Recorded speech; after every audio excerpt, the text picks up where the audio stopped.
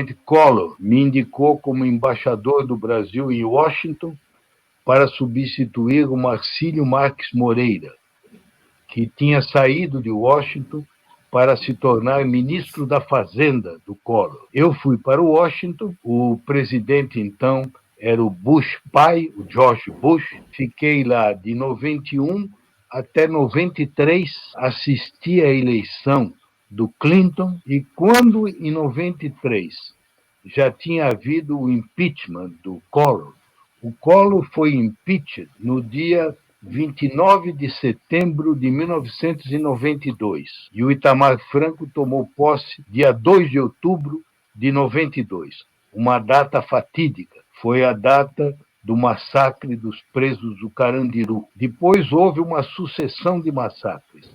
O massacre das crianças da Candelária, né? Mais tarde haveria, quando eu já estava no Brasil, o massacre de Vigário Geral, da favela. Mas, nesse ínterim, houve o massacre dos índios Yanomamis, na fronteira entre a Venezuela e o Brasil. E, diante do clamor universal que isso provocou, o presidente Itamar me chamou para ser ministro da Amazônia. Era um cargo que não existia. Ele criou o ministério. Dias depois, ele juntou a Amazônia com o meio ambiente.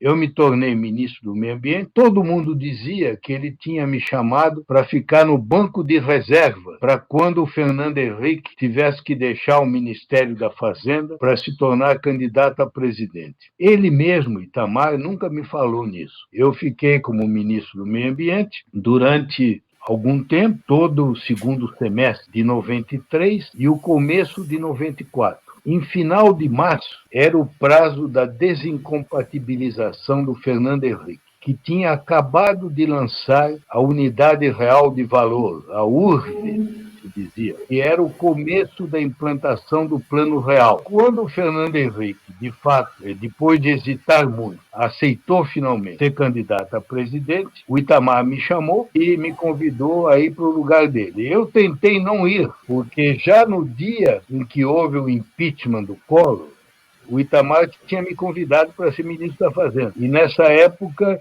eu havia dito a ele, eu não conhecia o Itamar. Aparentemente foi o Sarney que sugeriu a ele meu nome. Quando ele me convidou, eu disse a ele que eu não era dessa área, eu era diplomata, que o Marcílio era diferente, que o Marcílio tinha sido do Banco Moreira Salles, conhecia muito finanças, não era meu caso, que eu estava no exterior há muito tempo. E ele, nessa ocasião, se conformou. Esse dia foi um dia dramático para mim. Quem me telefonou em primeiro lugar em Washington foi o Fernando Henrique Cardoso, que tinha sido escolhido para chanceler. E ele, quando era 11 horas da manhã, eu estava no meu gabinete, na embaixada em Washington, e ele me chamou para dizer que o Itamar queria que eu assumisse o Ministério da Fazenda. Ele não era ministro da Fazenda, era ministro exterior. Eu aí disse a ele, isso não era a minha área, etc. Aí o próprio Itamar me telefonou. E aí, durante o dia, foram me telefonando Fleury, que era o governador de São Paulo, Sarney, foi que me disse que tinha dado a ideia, Pedro Simon, o senador, uma porção de gente me pressionando a aceitar. E eu dizia que não, que era preciso refletir. Cheguei aí até a igreja, sabe, para rezar, para pedir que Deus iluminasse o presidente, que não era o caso. E nesse dia, eu vou contar a vocês, porque é uma coisa pitoresca. Eu tinha em casa hospedado a Shirley MacLaine.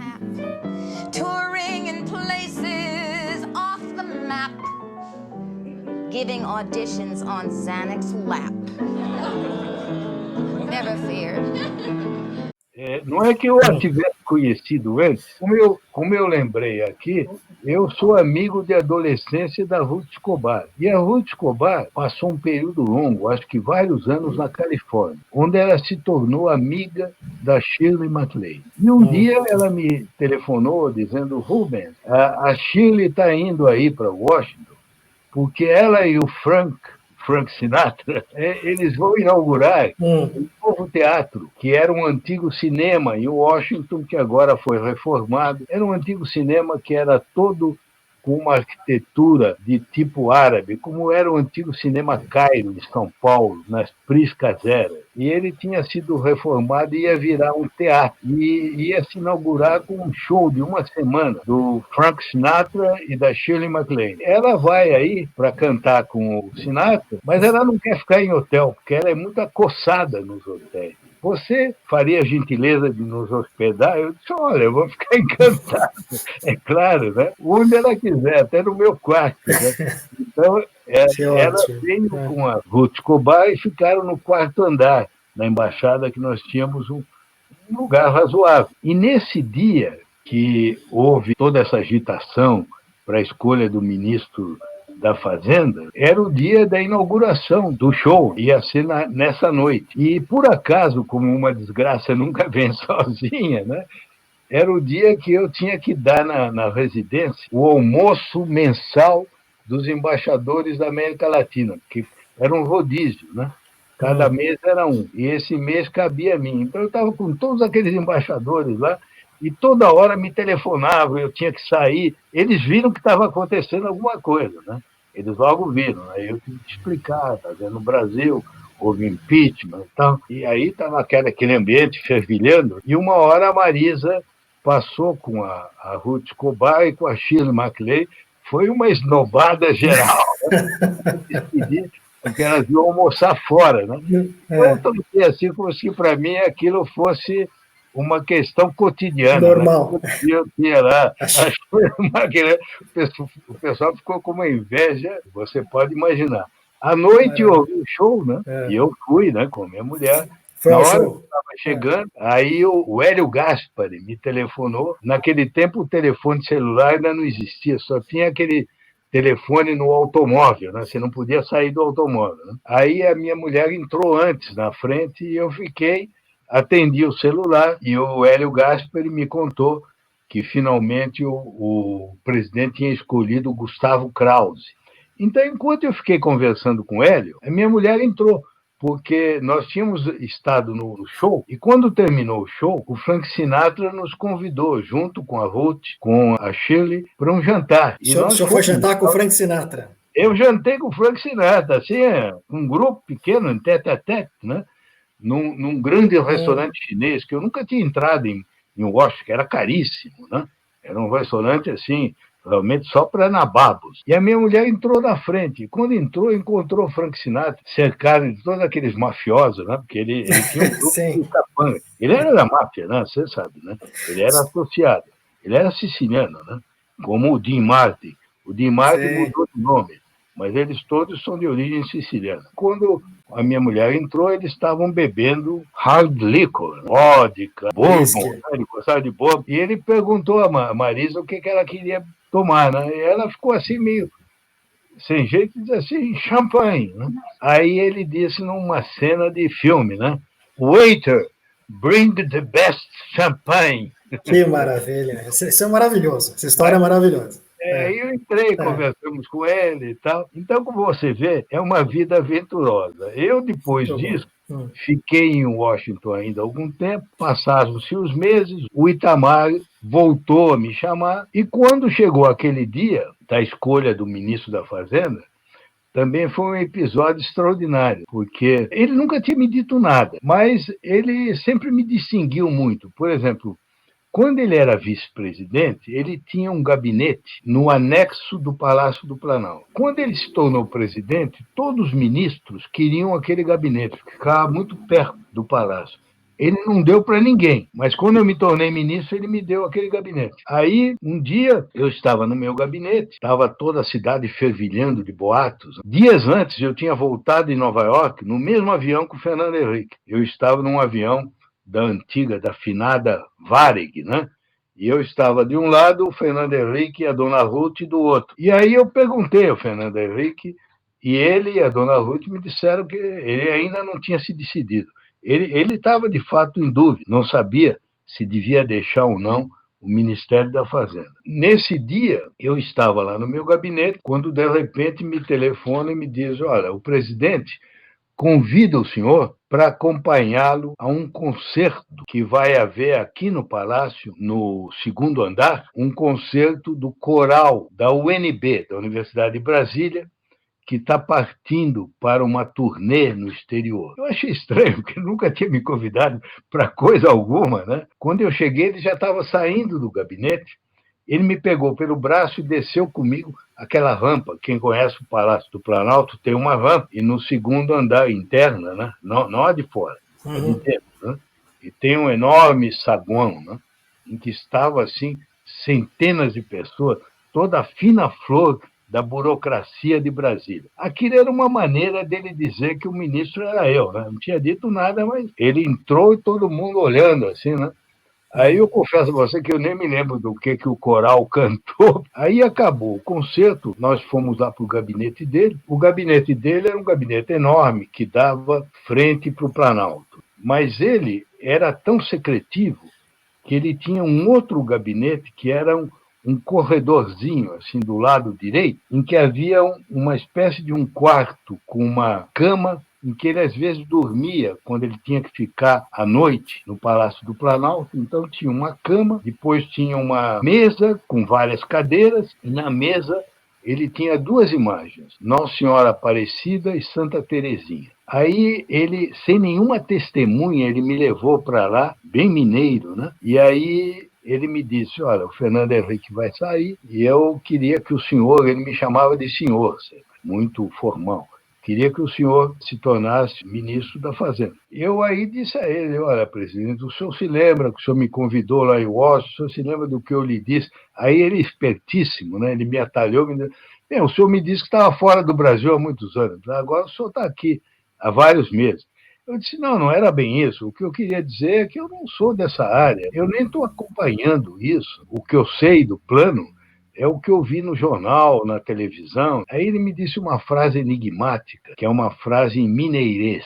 Ele falando mineirês. Ele me disse, não, nós examinamos todas as alternativas e o senhor é a única opção. Eu entendi que o que ele queria dizer com isso é que ele não queria ninguém da equipe do Fernando Henrique. Porque eu tinha dito isso a ele antes, eu tinha dito, presidente, por que o senhor não escolhe um dos membros mais antigos da equipe, o Edmar Baixa ou o Pedro Malan? Aí ele me disse, não, nós examinamos todas as alternativas e o senhor é a única opção.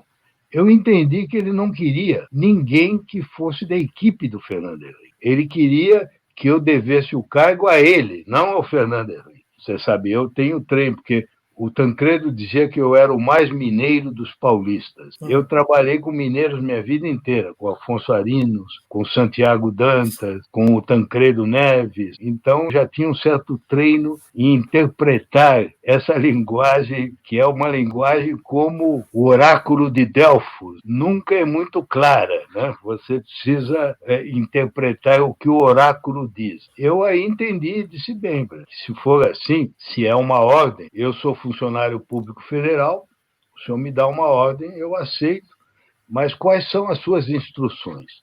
O que é que o senhor quer que eu faça? Ele aí me disse uma frase, eu estou contando isso tudo porque são os bastidores da história, mas são muito reveladoras, mostra como ele tinha muito claro o que ele queria. Ele me disse, eu só quero que o senhor aplique o plano com essa equipe que está aí. Aí eu disse, olha, isso é perfeito. O senhor sabe que um diplomata, quando ele recebe uma missão, assim como um militar, ele só deseja uma coisa, instruções claras. O senhor acaba de me dar essas instruções, o plano e a equipe. Porque se o senhor me pedisse para fazer um outro plano, eu ia dizer, olha, eu lhe peço desculpas, mas eu não sou capaz. Se me dissesse para constituir outra equipe, eu ia dizer o mesmo. Eu não tenho o poder de convocatória, como dizem os argentinos, do Fernando Henrique. O Fernando Henrique é uma grande figura intelectual. Ele chama e todos atendem. Eu, Rubens Recupero, que poder de convocatória eu tenho? Nenhum. Então, esse pessoal da equipe são amigos meus. Conheço da academia, né?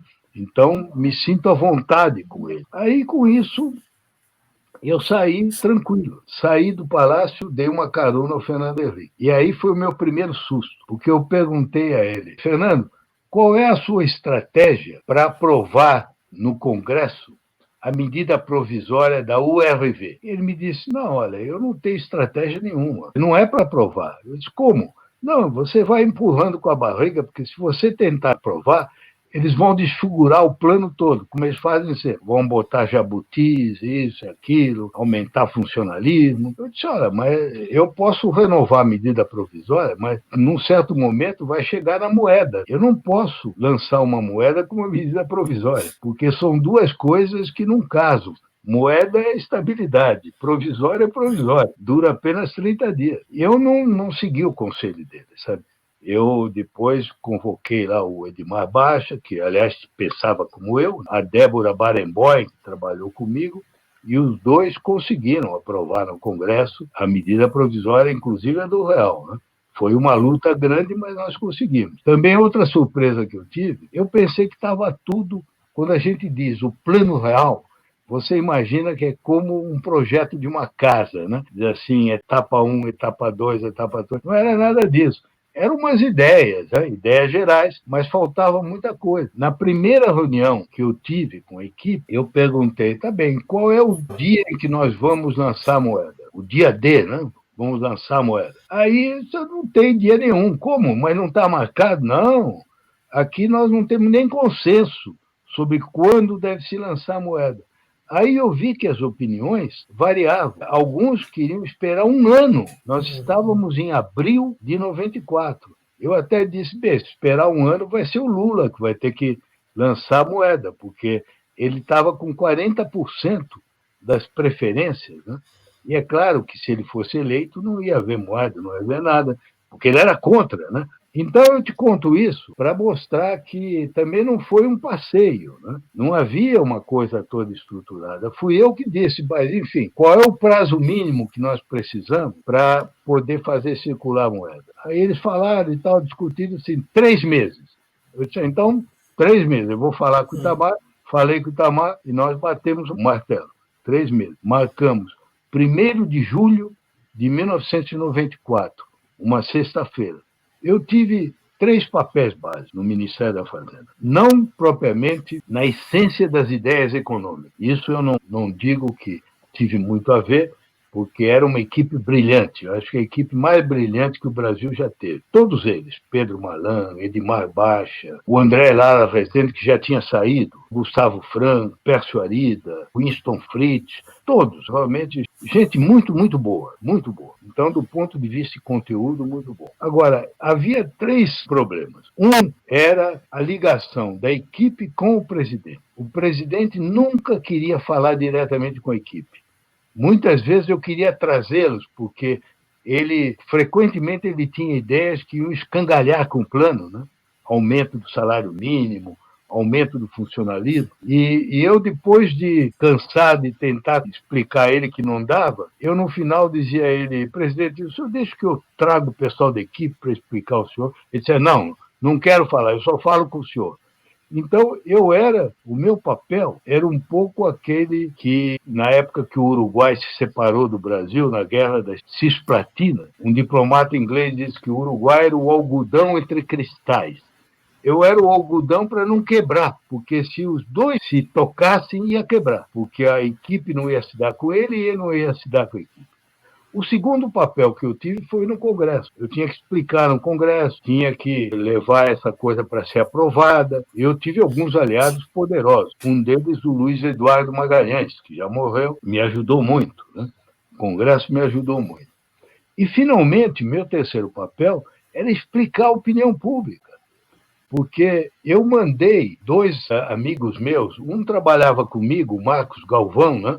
Que depois é embaixador, foi até secretário-geral do Itamaraty, e o outro, Gelson Fonseca. Eu pedi que eles fossem a São Paulo, ao Rio, a Belo Horizonte, e conversassem com os grandes gurus da opinião pública, os marqueteiros, as pessoas das pesquisas de opinião pública, o que eles diziam da opinião pública em relação ao real.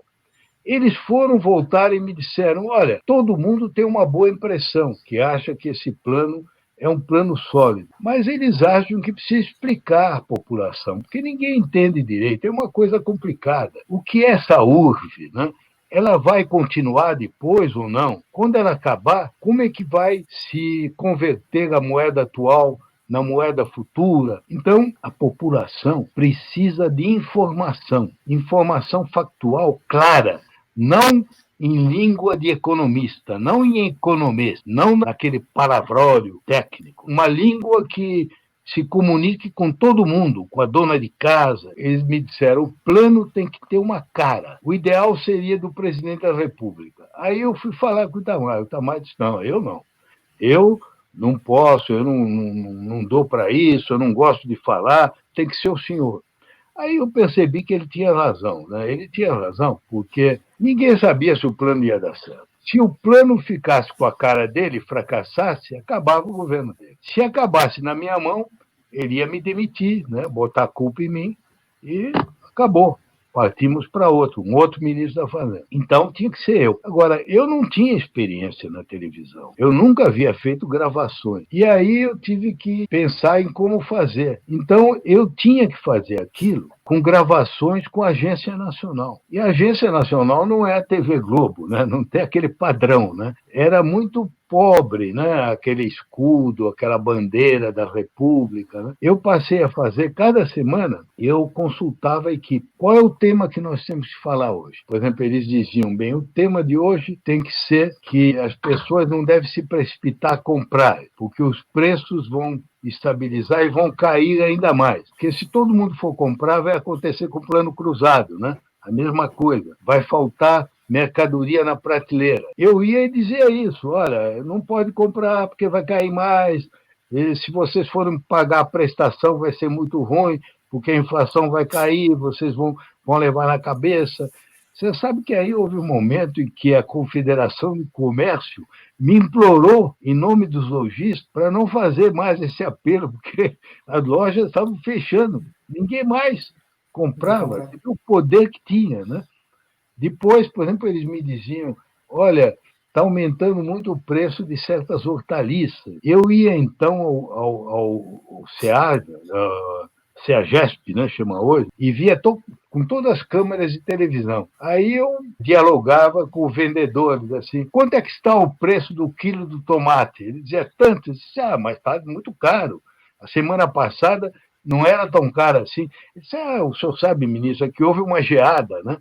Mas o tomate tem um ciclo rápido, daqui um pouco eles vão plantar de novo. Mas eu perguntava, mas o que tem barato? Não, tem isso, tem aquilo. Eu dizia isso, compreende? Era uma linguagem que nunca se tinha feito. É. E as pessoas aderiram. Nós tivemos esse êxito fantástico. Eu saí, fui ser embaixador na Itália, fui secretário-geral da UNCTAD, né? Depois voltei a ser professor, né? Eu acho que o resto é história.